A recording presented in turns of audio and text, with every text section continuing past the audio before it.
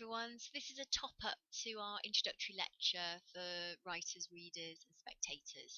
So I think we got as far as the sections where we were starting to look at each of the areas that we're going to be sort of developing each week. So as you know, next week we're going to be looking at Gissing's New Grub Street.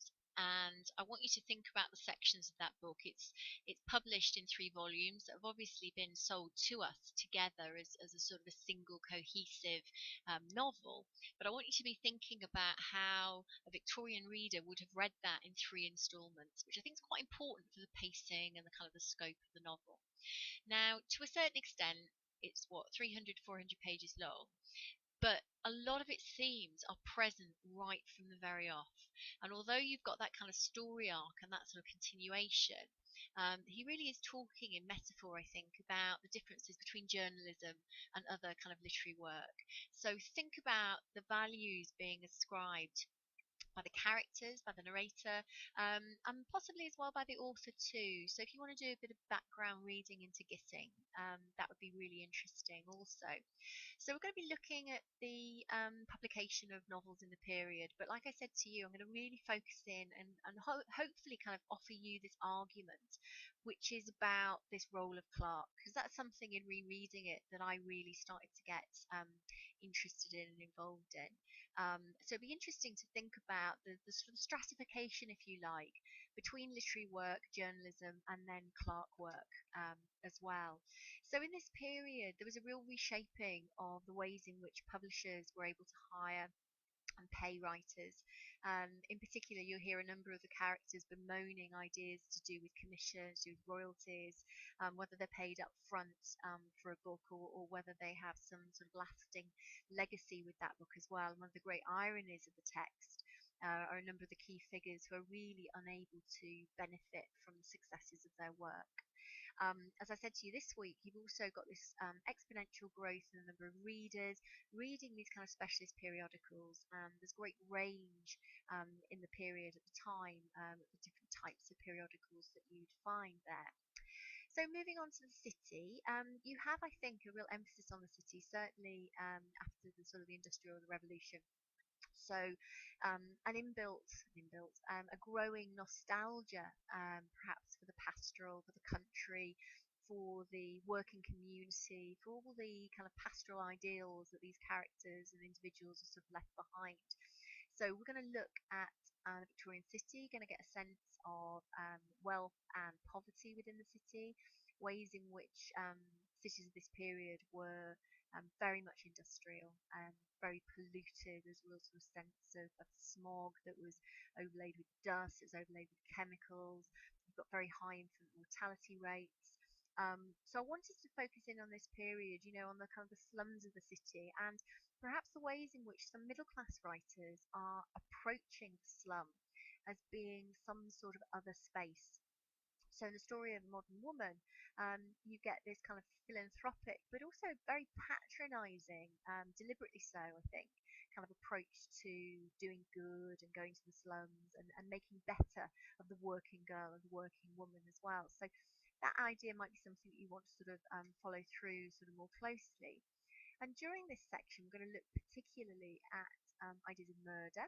So if you want to do a little bit of background reading that's not too heavy, something like Catherine Arnold's book on the worst street in London, which is Dorset Street, or was before they demolished it, or Peter Ackroyd's biography of London. Popularist book, so do bear that in mind, but very engaging. And one of the things that Ackroyd argues about is the way in which actually the Ripon murders are not unique.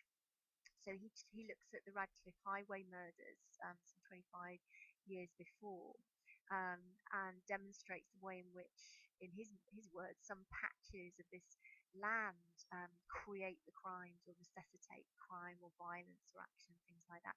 Now, whilst I don't agree with his argument, I think it does give us an interesting insight into the ways in which we can read violence and space and location. So those would be nice aspects, I think, for us to explore when we look at the section on the city.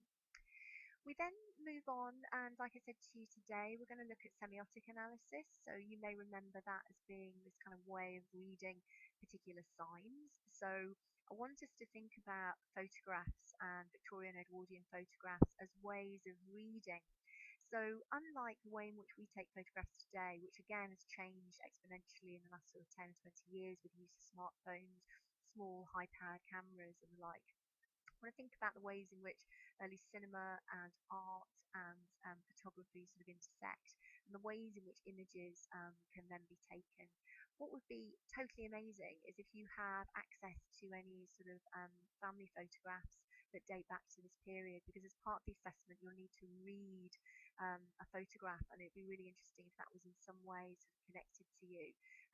You might find that you've got this kind of ancestor who's a sort of a mill owner, or who was a factory worker, or who got dressed up in their Sunday best to have their photograph taken. So I'm going to look at all the paraphernalia that portrait artists and individuals brought together, and what that says about the ways in which they're presenting themselves, as well as the ways in which the photographers kind of set that up.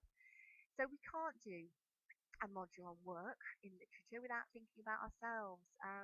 Like I said to you before, it's really important that all these key transferable skills that you are so brilliantly developing, I want to really make sure that you're able to articulate those succinctly, that you fly after this degree, um, and really sort of be able to think about the next steps for you and whatever's right for you to really sort of realise your potential. So during that week, you'll get a little bit of an update about the Masters here at Sheffield Hallam, and I'm very happy to talk to you about other Masters or PhDs that are available to you at other institutions.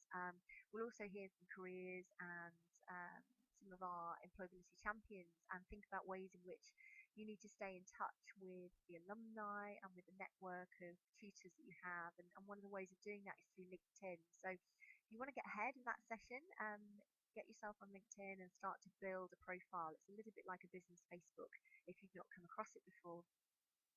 We're then going to move and think about, again, some quite well-known texts. So looking at Dracula in a very, very particular way. So I want us to be looking at ideas of technology, which is an unusual way, I think, of reading this particular text. But what I think you do have when you read Dracula, and especially if you're rereading it, is a sense of the different technologies, the different media that the author is using, and what that says about the different relationships, perhaps within the text itself. We'll also be looking at this motif of a typewriter, and women's engagement as well with sort of typewriting. Because it seems that there's some sort of gender shift going on there about that particular type of clerical work. So you might be able to start making some connections then from the work we've done on Gissing, thinking about the typewriter girl, and looking at Mina in this particular way. The final section then of this module looks at dystopia and utopian fiction, so looking at futures at work. So how can we as writers break down some of the ideological and hierarchical imperatives that we have from society? How do we reposition and represent what it is we've got now? So it may be that you're quite keen on science fiction. You might have read a lot of dystopian fiction and things like that. You might be familiar with Rosemary Jackson's expression about fantasy, which she talks about this kind of subversion and way of kind of talking back to the now, talking back to reality. So I think we can use what seem to be far-fetched and fantastical works to think about cultural production and industry of the particular period. So if you do get an opportunity, Rosemary Jackson's book on fantasy and subversion literature, I think it's very thin, and it's a really nice sort of overview for you there. So I think that's everything I wanted to say and get through for this week. Apologies that we've had to do a little bit of it as a sort of a catch up. I hope it's given you a clear impression of the module, but if it hasn't, please do feel free to get in touch with me via email, or you've got my office hours, and I look forward to seeing you next week.